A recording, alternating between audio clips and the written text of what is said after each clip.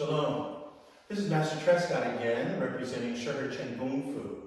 Shihequan Kung Fu translates into the English from the Mandarin, the way of the appropriate and the adapting fist. We welcome everyone. Today we're going to discuss and demonstrate a couple of concepts and techniques, building on the previous videos where we emphasize the outside plum circle. So, we'll be back in just a moment. See you then.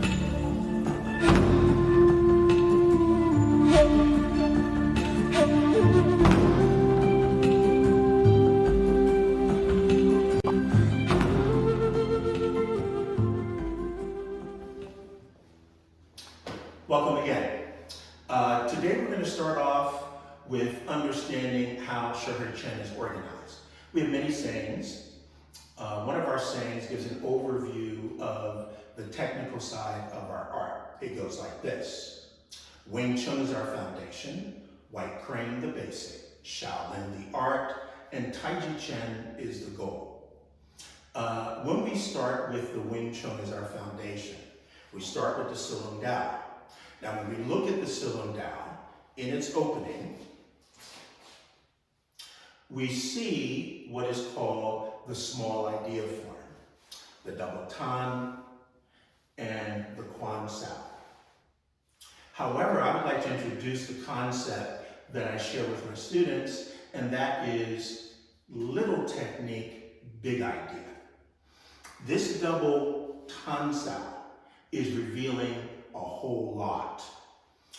In it is the seeds not only of the wedge defense, but also of the plum circle, which is revealed when we roll in the quan sao. It was meant and designed to be something that is explored and expanded, not taken so much literally, but more as a concept. I know to you people who already do Wing Chun, you already know this, if you have a good teacher. We're going to start off with a defensive technique against a straight punch called chopping the log. With the help of Mr. Lawson,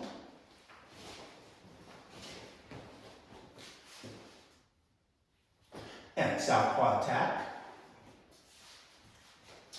So if I'm in a position where I'm still trying to negotiate diplomatically, verbally, my hands are up and in a non-aggressive way.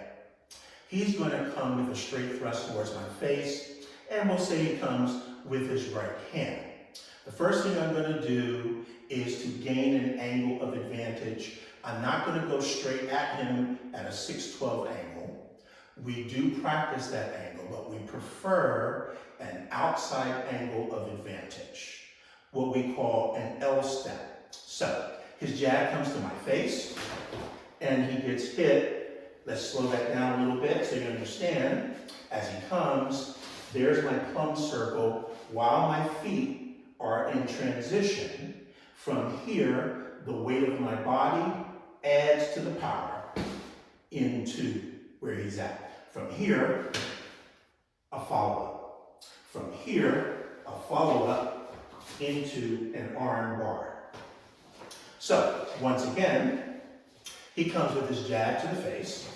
He gets hit, manipulated, and controlled. Thank you, sir. That is chopping the log.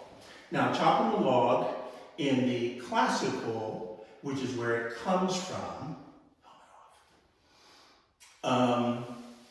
the Shaolin.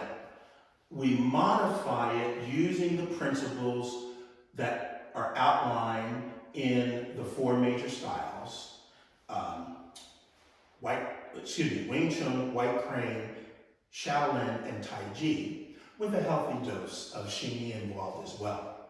So let's take a look at it from a classical perspective.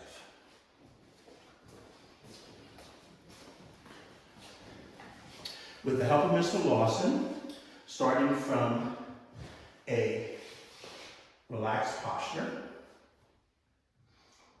he's going to step back into an arrow block with the rear hand, and the lead hand is going to go into a hand sword to the ribs. Again. And one more time, let's break it down. Your step back and rising block. From here, a stance change to generate power into the fox sow to the ribs. This is the traditional Shaolin chopping the log. Next, I'd like to discuss chain striking. There's a lot of controversy about that, but the key to understanding Wing Chun, and I believe any style, is conceptually by its principles. Instead of looking at chain punching, and we do chain striking, because one of our rules is pound the body, strike the head. We don't want to use our naked fist against the skull and the bones of the face. The face, it'll get hurt, the skull will get bruised, but our fist will get destroyed. Instead, what we have is a concept, that of a bicycle chain. And the concept is that along that circle, of course you know what we're talking about, along that circle, any da, any weapon can be placed. So the concept is one of flowing. So, if I happen to be striking, I might be initiating with a pak sao da, following up with an elbow, following up with a fist that drives through to a palm to an eye jab. All of that is continuous, what we call Lin Wan Kun, the continuous and returning fist. To help me demonstrate this, I'm going to use Mr. Lawson.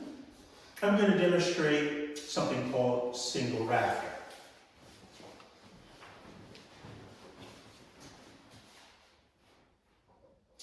And southpaw attack. So now, for example, let's say he's coming with 2 blows. So I'm going to use the same whirling hands or outside plum, and we're going to see what we come up with. We're going to introduce a new da, which is jut sao. The way we do it is with the hawk jiao. Let's see what we come up with. So I'm in my diplomacy position. He's going to come to the face with a right and a left. And he gets hit. Once again, let's see that. He comes hard and fast, and he gets hit.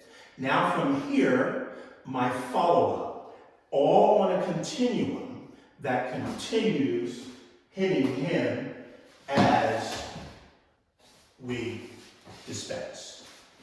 So again, one more time, he's going to come, and I know I make it very relaxed and look like it's easy, but when you understand the principles, it actually does become quite easy. He comes hard with his jab and cross. He gets hit, and then follows up. From here, I like a knee and then a toss. So that's just a little example of how we work. I want you to understand that the concept of a bong sao is that of a drill, drilling in. Again, Mr. Lawson, we use that concept in marrying the wedge with the circle. We call the plum, like a plum flower blossoming. But we use it as a drill. Let's take a look at it in slow motion. His jab comes, his cross comes. I'm making a circle that is penetrating right to his center line. Let's look at it at full speed as he throws his punches, and I'm right there. Now the pak sao hand, this is pak sao 3, is on a continuous circle. Again, we're on the chain strike. It's not just vertical. It can be horizontal or diagonal, anywhere along a continuum. So now let's look at that. This hand is going to return and is right back to the strike. So again, he comes with his 2 blows and he gets hit immediately. This hand has has been dropping, manipulating his height zone. It leaves, is replaced with a check, and that comes right to the body, right up to the elbow, right up to the hand sword. I hope you have enjoyed this short lesson and understand to look at your gung fu, whatever style you're practicing, conceptually. Little movement, big idea. For the long fist people, big movement and big idea. Always the idea. How can you use these classical movements in a non-classical way that fits the needs of the moment? Until next time, shalom.